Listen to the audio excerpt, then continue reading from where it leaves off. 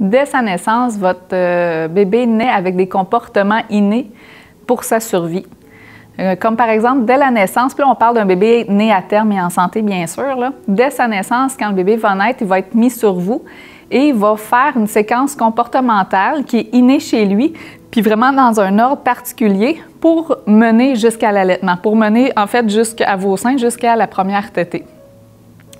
Cette séquence-là dure environ 2 heures. Donc le bébé, quand il naît, il va être mis en peau à peau sur vous et c'est pour ça en fait que les professionnels de la santé vont le mettre en peau à peau sur vous et vont le laisser là. On ne le donnera pas tout de suite aux partenaires ou aux gens significatifs autour de vous, justement pour favoriser cette séquence-là qui doit être faite chez le bébé pour amener un allaitement qui est plus facile par la suite. Ceci étant dit, certains bébés vont naître avec un besoin d'avoir une intervention ou certains bébés vont naître par césarienne. On n'aura pas cette séquence-là comportementale qui va être faite. Sachez que ça peut être repris en postnatal. Dans une autre des capsules, il va y avoir on parle de la position physiologique d'allaitement. Donc, de reprendre cette position-là et de faire beaucoup de peau à peau, en fait, va reprendre cette séquence-là. Mais c'est vraiment une séquence qui est comportementale, qui est innée, qu'on va voir aussi chez certains animaux avant la première tétée.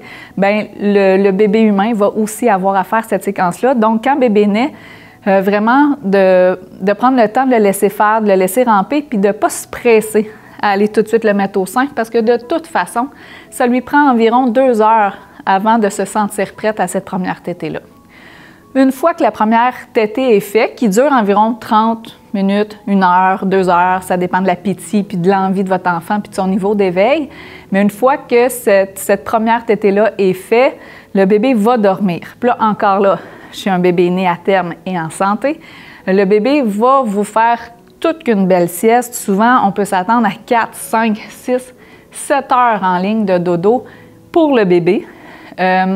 Profitez-en, vous aussi, pour dormir, vous remettre de l'accouchement, mais c'est un dodo qui est vraiment, un sommeil qui est vraiment normal chez le nouveau-né. Il va être réparateur parce qu'il vient de naître, puis c'était vraiment un moment intense pour tout le monde, on va se le dire. Une fois le dodo fait, première journée, dans la première journée, le bébé est quand même mollo, il a fait un long dodo, première tétée, découverte, il arrive. On peut s'attendre à ce que le bébé tète environ 5-6 fois. Encore là, ça dépend des comportements. Il y a des bébés prêts à téter bien beaucoup tout de suite. Puis il y a des bébés qui attendent, sont un peu plus mollo. On arrive au jour 2, il y a même une capsule là-dessus. Le bébé va être plus frénétique, va demander le sein plus souvent. C'est normal, c'est encore là le colostrum qui est là. Quand on arrive au jour 3, à la montée de lait, là, encore là, il y a des jeux, c'est pas nécessairement jour 3, mais dans ces temps-là, quand la montée de lait arrive, là, le bébé va avoir un comportement qui va être assez standard pour les autres journées, les autres semaines à venir. C'est-à-dire que ça va être un comportement de boire qui est de 8 à 12 fois par jour. On s'attend que votre bébé tète 8 à 12 fois par jour au sein. Quand on dit 8 à 12 fois, c'est rarement en bas de 8.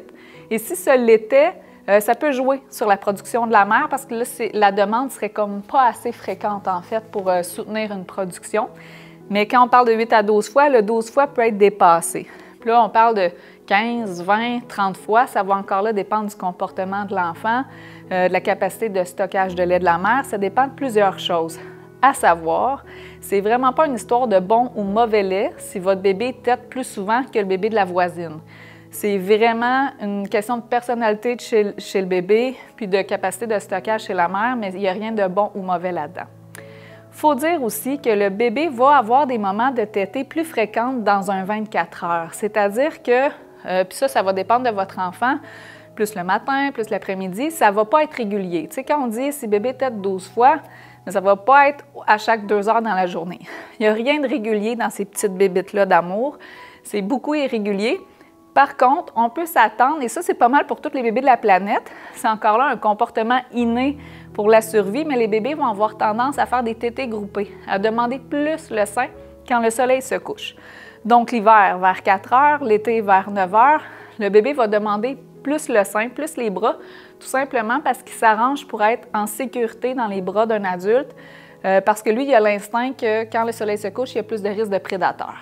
Il ne sait pas encore là, qu'il vit au Québec dans une société plus civilisée. Donc, il va demander plus souvent le sein, mais ça, on peut s'en attendre et c'est normal. c'est pas parce qu'il manque de lait rendu à ces heures-là, c'est vraiment une demande, un comportement inné chez le bébé.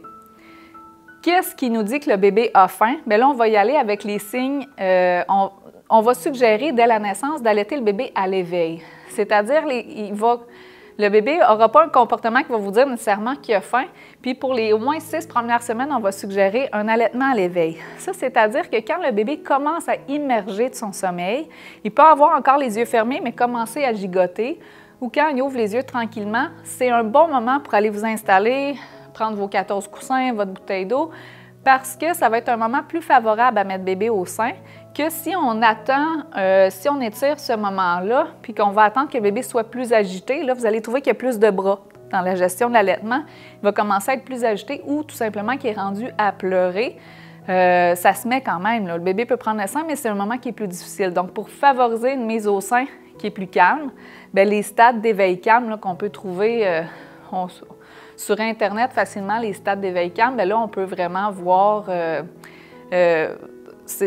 vous allez voir, c'est vraiment un moment qui est plus favorable. Encore là, ça dépend de la personnalité de chaque enfant, parce qu'il y a des bébés qui, ce stade-là de « je m'éveille » à « je pleure » passe en 2 minutes, puis il y en a qui en ont 6, 7, 8, 10 minutes. Donc, vous allez vous adapter à votre bébé, puis ça, bien, pour ça, on vous suggère, on vous recommande fortement d'être à proximité de votre enfant pour être plus capable de l'observer.